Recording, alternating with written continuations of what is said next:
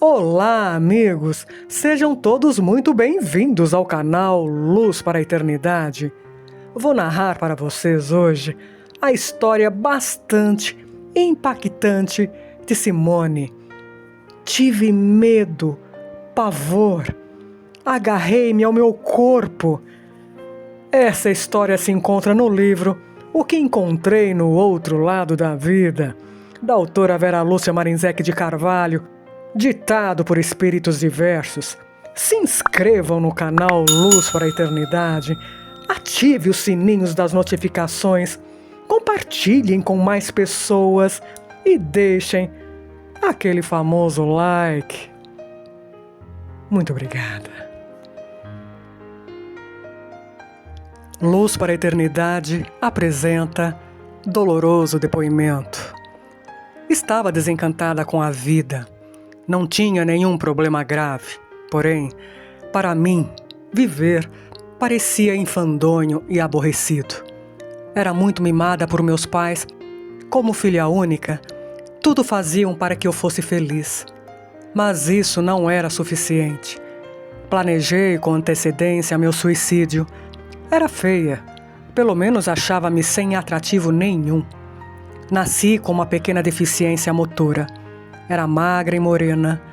Sempre fui muito amiga de meu pai, que me entendia bem, e foi ele quem me ajudou com meus complexos. Na adolescência, apaixonei-me por um rapaz. Tudo fazia para conquistá-lo. Ele, porém, rejeitou-me. Sofri muito. E revoltei-me pela primeira vez. Resolvi ser importante. Já que não era bonita nem rica, quis ser alguém, estudando. Sendo muito inteligente, cursei medicina facilmente. Meus pais não pouparam sacrifícios para formar-me. Formada, passei a clinicar. Porém, não me fiz importante com o diploma. Era antipática. Hoje compreendo que tentei me impor. Ser aceita pela sociedade, pelo meu título de doutora. Sentia-me realmente sozinha. Desde a infância, via sempre ao meu lado vultos que não sabia definir quem eram. Quando formada, sentia-me perseguida, sonhava muito, e a ciência não conseguia me convencer com suas explicações em relação a eles. Alguns desses sonhos repetiam-se sempre. Num deles, consultava pessoas, porém repelindo os pobres, que se voltavam contra mim, amaldiçoando-me e perseguindo-me. Aí, corria e acordava assustada e aflita. Em outro sonho que se repetia, ia a um lugar estranho. Não conseguia saber onde era e escutava uma voz. Às vezes, via um vulto sem distinguir quem fosse. A voz dizia-me mais ou menos assim: faça o bem, seja boa e se livrará dos que a perseguem. Você tem em sua profissão a arma para defender-se, se usá-la para o bem, fazendo caridade, ou a brecha para a sua perdição. Procurava na psicologia o porquê desses sonhos que para mim eram pesadelos. A conclusão que encontrei e que parecia mais lógica é que poderia ser algo que escutara, ouvira na infância. Queria casar, ter filhos, porém, não tive sorte nesse sentido. Com ninguém parecia dar certo. Um rapaz, que sabia não ser honesto, aproximou-se de mim com interesse. Nesse tempo, ganhava razoavelmente bem. Dei-lhe de presente, por insistência dele, um carro. E ele sumiu. Fiquei muito aborrecida. Não o amava, mas doeu-me o orgulho. Sentindo-me cada vez mais perseguida e triste, meu pai levou-me para tomar passe num centro espírita. Lá tive a impressão de que estava presente o vulto que me aconselhava. Gostei na hora. Depois, achei tudo bobagem, não quis voltar mais. Não segui o conselho da voz. Hoje sei que era um antigo instrutor que prometera ajudar-me quando encarnada. Cada vez mais fui achando a vida chata e que a morte acabaria com tudo. Pensei friamente e decidi matar-me de uma forma que seria considerada derrame. Pareceria natural. Isso para evitar maiores sofrimentos aos meus pais. Marquei a data fatal. À noite, ao deitar-me, apliquei em mim mesma uma dose forte de insulina. Desfiz-me do material que usei e me deitei.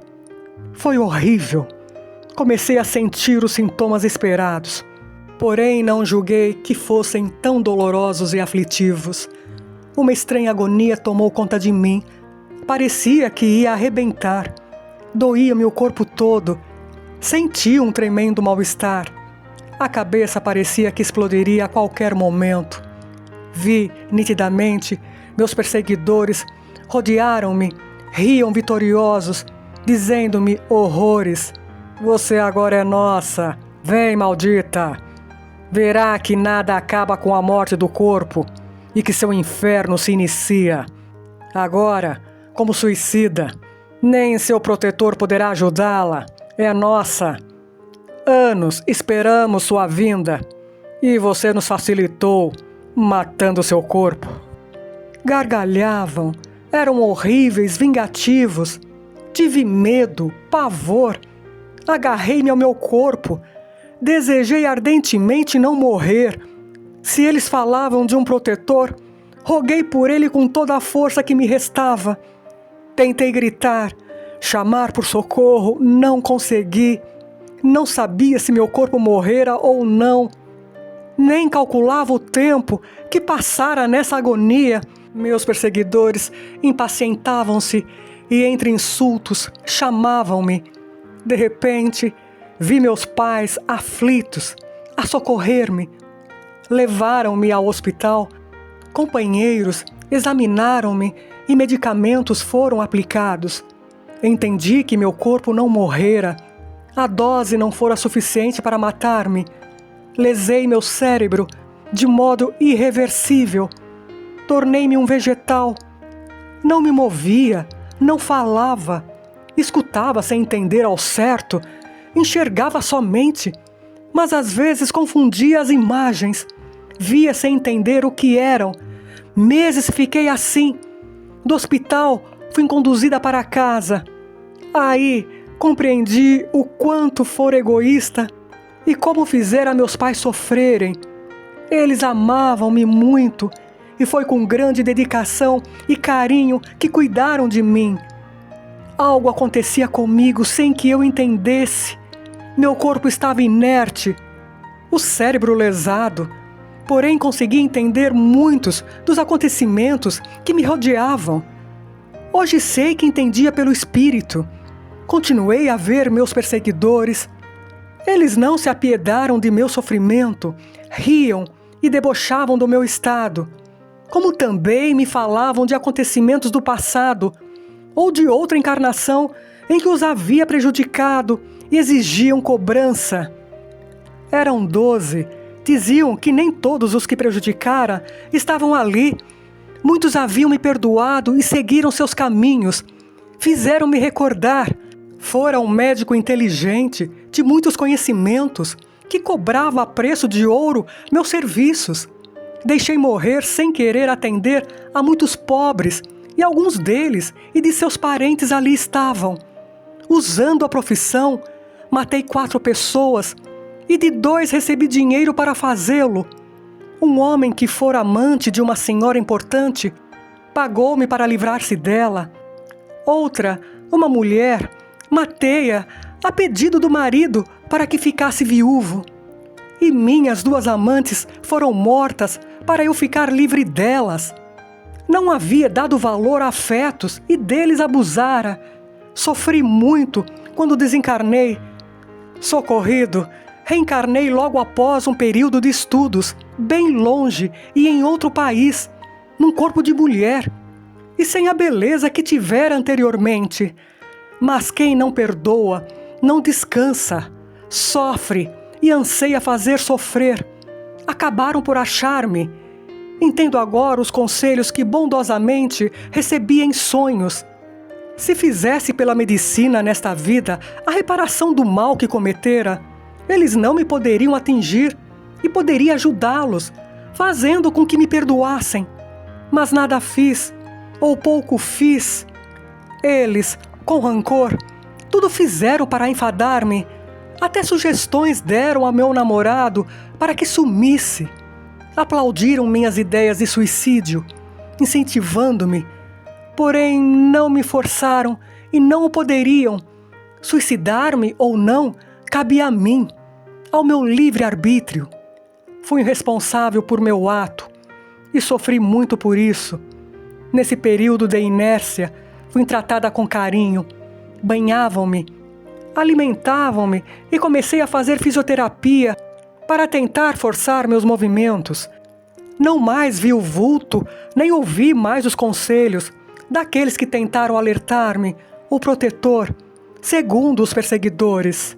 Meu pai teve a feliz ideia de pedir ajuda a grupos espíritas, que caridosamente foram até em casa.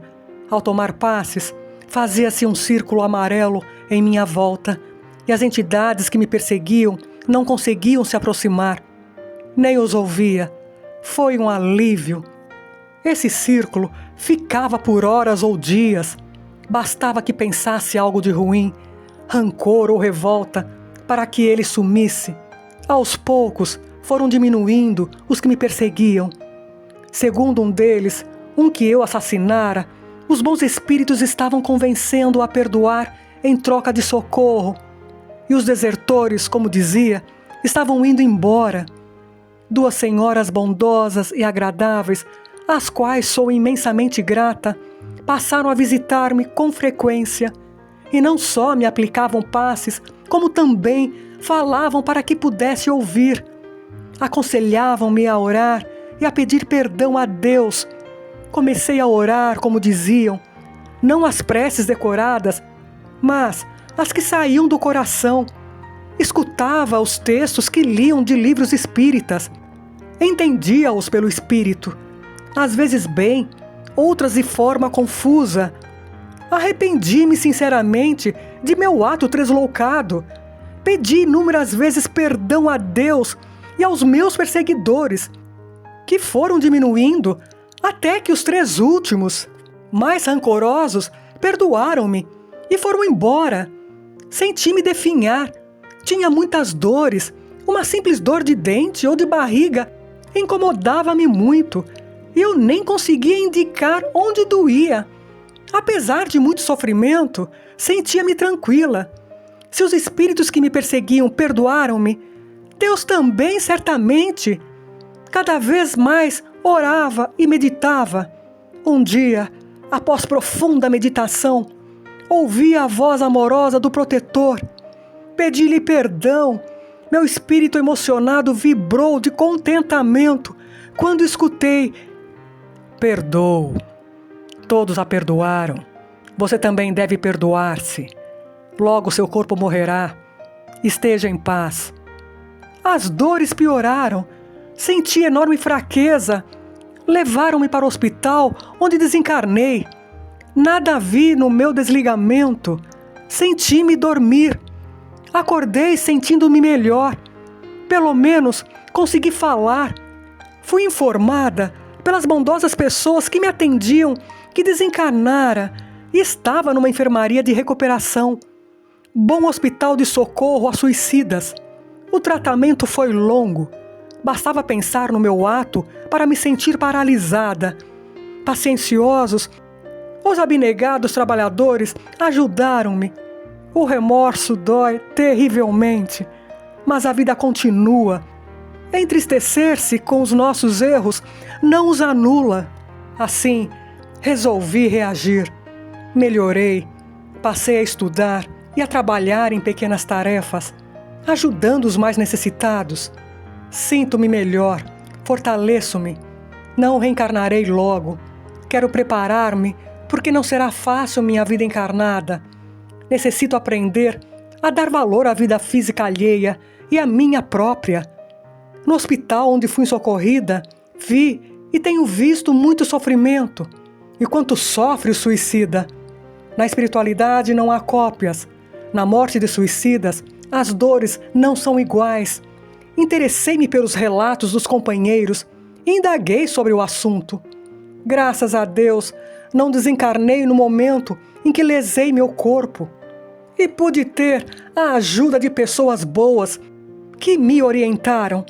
Arrependi-me, roguei perdão a Deus, desencarnei e fui socorrida por espíritos bondosos que me ajudaram juntamente com os espíritos encarnados. Mas nem sempre isso acontece. O remorso não anula o fato.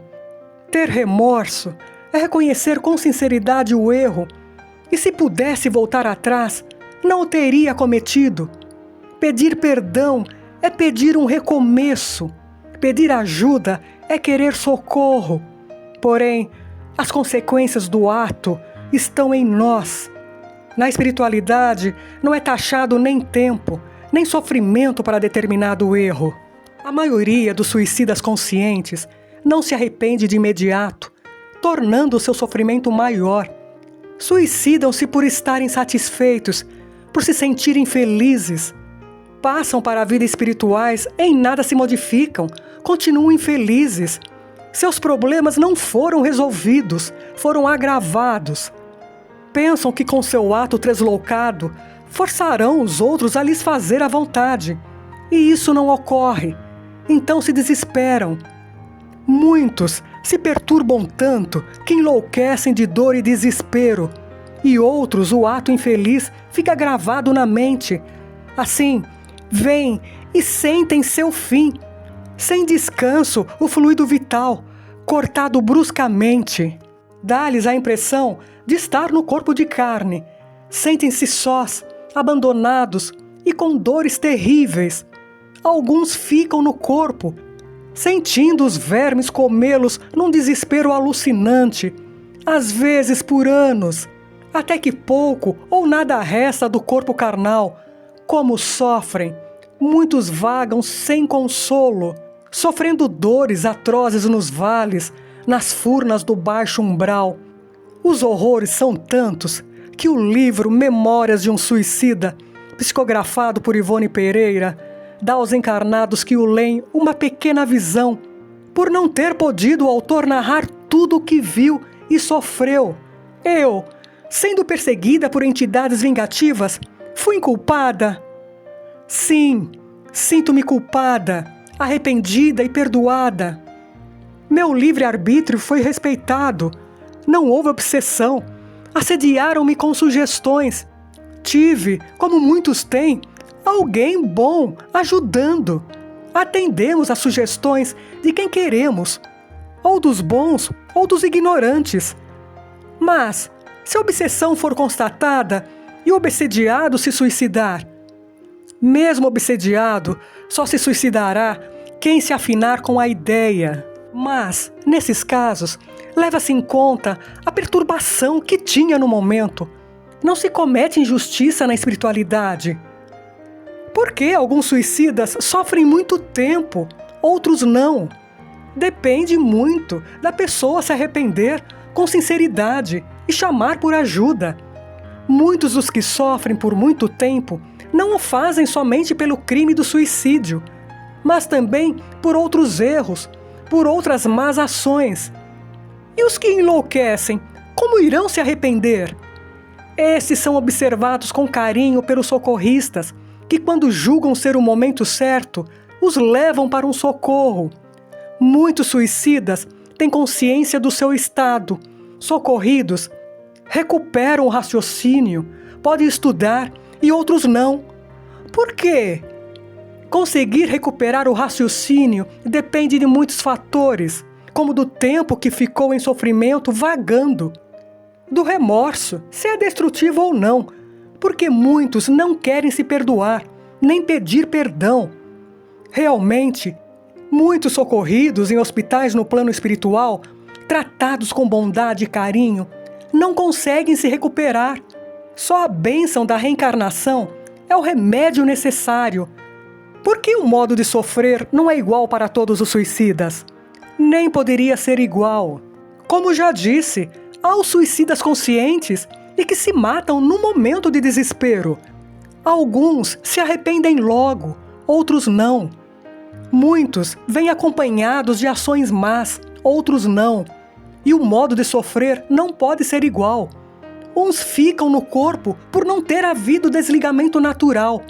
Outros são atraídos para furnas, vales no umbral, ou são levados porque seus fluidos são tão fortes e angustiantes que não é bom que vaguem entre encarnados, embora alguns fiquem assim mesmo. De qualquer modo, o sofrimento é terrível. Não se despreza um veículo tão precioso para nosso desenvolvimento como o corpo físico, matando-o por livre vontade, sem sofrer as consequências. A reação vem em seguida. Muitos, ao se conscientizarem do erro que cometeram, não se perdoam. Acham que o inferno, o sofrimento, lhes será eterno. Esses são os mais difíceis de serem socorridos, porque não querem auxílio. As cenas de seu ato ficam-lhes na mente, como as dores da desencarnação. Alguns sentem despencar das alturas, o tiro ou o veneno que corrói, e como aconteceu comigo, a paralisia, o mal-estar. Vi, sem descanso, por muito tempo, a cena terrível com todos os detalhes.